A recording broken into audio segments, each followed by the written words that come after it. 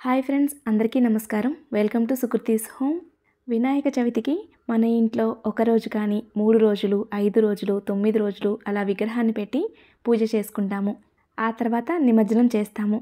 అయితే అసలు వినాయక చవితి వ్రతం చేసుకున్న తర్వాత పీఠంని ఎలా కదపాలి, నిమజ్జనం ఎలా చేయాలి, ఆ పత్రి, పాలవెల్లి వాటన్నిటిని ఏం చేయాలి, వాటన్నిటి గురించి పూర్తి వివరాలను ఈరోజు వీడియోలో తెలుసుకుందాము. అయితే వినాయకుణ్ణి మనం ఒక రోజు కానీ 3 రోజులు కానీ 5 రోజులు కానీ 9 రోజులు కానీ ఇంట్లో ఉంచుకోవాలి.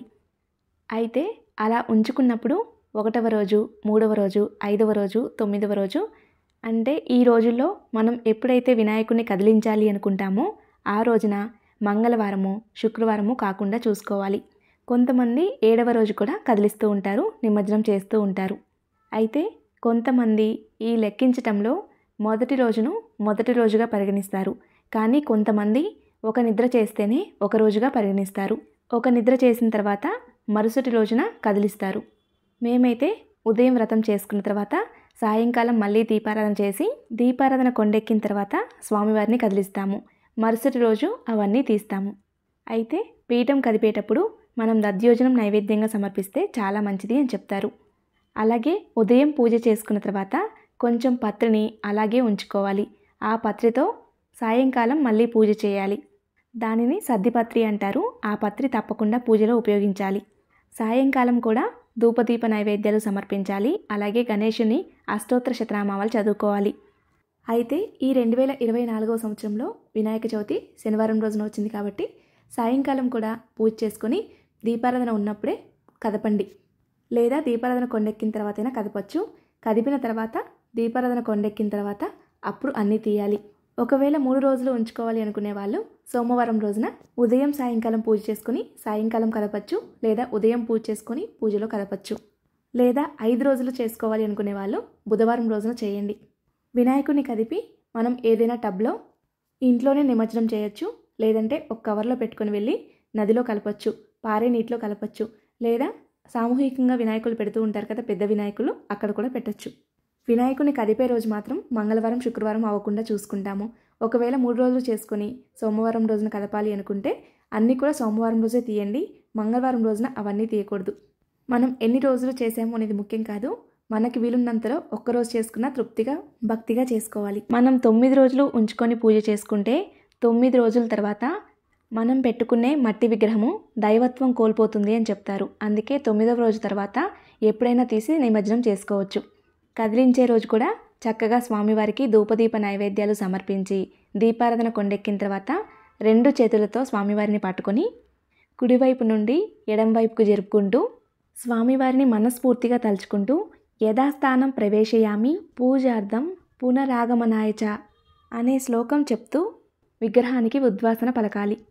దీనికి అర్థం, స్వామి నీ స్వస్థలానికి వెళ్ళి మళ్ళీ పూజకు మమ్మల్ని అనుగ్రహించు అని అర్థం. అంటే ఈ సంవత్సరం వెళ్ళి మళ్ళీ మరుసటి సంవత్సరం మనం పూజ చేసుకోవడానికి అనుగ్రహం కల్పించు అని అర్థం. మనం స్వామివారితో పాటు పత్రి మొత్తాన్ని కూడా నిమజ్జనం చేయాలి. ఈ పత్రి మొత్తాన్ని మనం కాలువలోనూ లేదా చెరువుల్లోనూ కలపటం వలన ఈ పత్రిలో ఉండే ఔషధ గుణాల వలన కాలువలు, చెరువులు శుభ్రమవుతాయి. ఎటువంటి క్రిమికీటకాలు లేకుండా శుభ్రమవుతాయి. మనకి వర్షాకాలంలో వినాయక చవితి వస్తుంది. ఈ వర్షాకాలంలో ఎక్కువగా జ్వరాలు, జబ్బులు వస్తూ ఉంటాయి. ఈ పత్రి కలిపిన నీటిని మనం తాగటం వలన అనారోగ్య సమస్యల నుండి బయటపడవచ్చు. అలాగే వినాయకుని నిమజ్జనం చేయటంలో ఒక అర్థం ఉంది అని చెప్తారు. ఆ స్వామివారు మన ఇంటికి వచ్చి మన ఇంట్లోని కష్టాలన్నీ తెలుసుకొని తనతో పాటు ఆ కష్టాలన్నీ కూడా తీసుకొని వెళ్తారు అని చెప్తారు. మనం స్వామివారిని నిమజ్జనం ఎలాగైతే చేస్తామో మన కష్టాలన్నీ కూడా అలాగే తొలగిపోతాయి అని చెప్తారు. మనం పూజలో పెట్టుకున్న పసుపు గణపతిని ఏదైనా చెట్టు మొదట్లో పెట్టవచ్చు. లేదంటే పత్రితో పాటు వాటర్లో కలిపేయచ్చు. అలాగే వినాయకుడికి సమర్పించిన యాలకుల మాలని ప్రసాదంగా అందరూ స్వీకరించాలి. అంటే ఇంట్లో ఏదైనా స్వీట్ చేసుకున్నప్పుడు ఆ యాలకుల్ని ఆ స్వీట్లో వేసుకొని అందరూ కూడా స్వీకరించాలి. అలాగే అందరికీ పంచిపెట్టినా కూడా చాలా మంచిది. అలాగే విఘ్నేశ్వరుణ్ణి స్వయంగా కాలువలో లేదా చెరువులో కలిపే అవకాశం ఉంటే కలపండి. లేదంటే పెద్ద వినాయకుల దగ్గరికి తీసుకువెళ్ళి అక్కడ పెట్టవచ్చు. అలా వినాయకుడిని తీసుకువెళ్ళి అక్కడ పెట్టేస్తే వాళ్ళు 9 రోజుల తర్వాత నిమజ్జనం చేసేస్తారు. అలాగే పత్రిని కూడా ఆ పత్రిలో కలపవచ్చు. లేదంటే మనం ఇంట్లో కూడా స్వామివారిని నిమజ్జనం చేసుకోవచ్చు. శుభ్రంగా ఉండే ఒక బకెట్ తీసుకోవాలి. అంటే బాత్రూమ్స్లో వాడేది కాకుండా ఒక మంచి బకెట్ తీసుకొని దానిలో నీటిని తీసుకొని ఆ నీటిలో ముందుగా పసుపు, కుంకుమ, పువ్వులు సమర్పించి ఆ తర్వాత విఘ్నేశ్వరుని తీసుకువెళ్ళి ఆ నీటిలో పెట్టాలి. 2 చేతులతో చక్కగా నీటిలోకి వదలాలి. విగ్రహం మొత్తం పూర్తిగా కరిగిపోయిన తర్వాత ఆ నీటిని ఎవరూ తొక్కని ప్రదేశంలో ఏదైనా చెట్టు మొదట్లో పోసేయాలి. ఏ ప్రదేశం నుంచి స్వామివారు వస్తారో అదే ప్రదేశంకి స్వామివారు వెళ్ళిపోతారు. అంటే మట్టిలో నుంచి వచ్చి మళ్ళీ మట్టిలోకే వెళ్ళిపోతారు.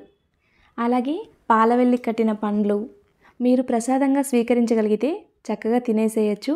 ఒకవేళ తినలేము అనుకునేవారైతే వాటర్లో కలిపేసేయండి. అంటే పత్రితో పాటు కలిపేసేయచ్చు. అలాగే మొక్కజొన్న పొత్తులు కూడా కడతాం కదా, అవి కూడా మీకు తినాలి అనిపిస్తే ప్రసాదంగా స్వీకరించవచ్చు, లేదంటే వాటర్లో కలిపేయచ్చు. అలాగే స్వామివారి పైన కట్టిన పాలవెల్లిని శుభ్రంగా కడిగేసి ఆరబెట్టుకొని భద్రపరుచుకొని ప్రతి సంవత్సరం కూడా ఉపయోగించుకోవచ్చు. అలాగే పీఠం మీద పోసిన బియ్యాన్ని ఇంట్లో ఎటువంటి అడ్డంకు లేనప్పుడు పరమాన్నం చేసుకొని ఇంట్లో అందరూ స్వీకరించాలి.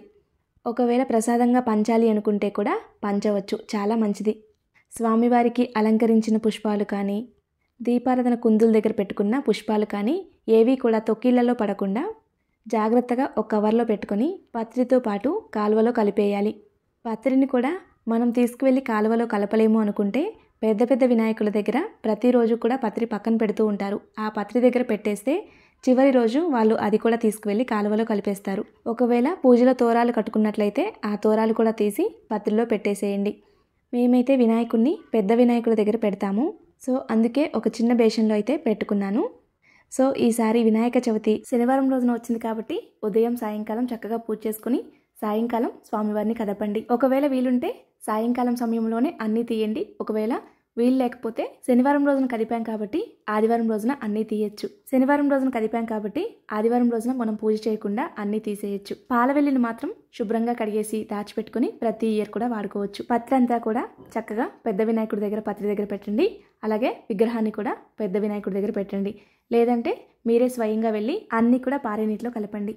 ఆ స్వామివారి అనుగ్రహం మనందరి మీద ఉండాలని, అందరూ కూడా ఆయురారోగ్యాలతో సంతోషంగా ఉండాలని మనస్ఫూర్తిగా కోరుకుంటున్నాను.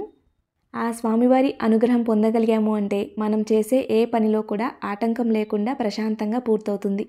అందుకే ఆ స్వామివారి యొక్క చల్లని చూపు మనందరి మీద ఉండాలని మనస్ఫూర్తిగా కోరుకుంటున్నాను. తెలుసుకున్నారు కదండి స్వామివారిని ఎలా కదపాలి, వాటన్నిటిని ఏం చేయాలి అనే వాటి గురించి. మీకు ఇంకా ఏమైనా సందేహాలుంటే నాతో కామెంట్ సెక్షన్లో షేర్ చేసుకోండి, తప్పకుండా తెలుపుతాను. ఈ వీడియో మీలో కొంతమందికైనా ఉపయోగపడుతుంది అనుకుంటున్నాను. ఈ వీడియో కానీ మీకు నచ్చినట్లయితే లైక్ చేయండి, మీ స్నేహితులకి బంధువులకి షేర్ చేయండి. మరిన్ని వీడియోస్ కోసం మన ఛానల్ సబ్స్క్రైబ్ చేసుకోండి. ధన్యవాదములు.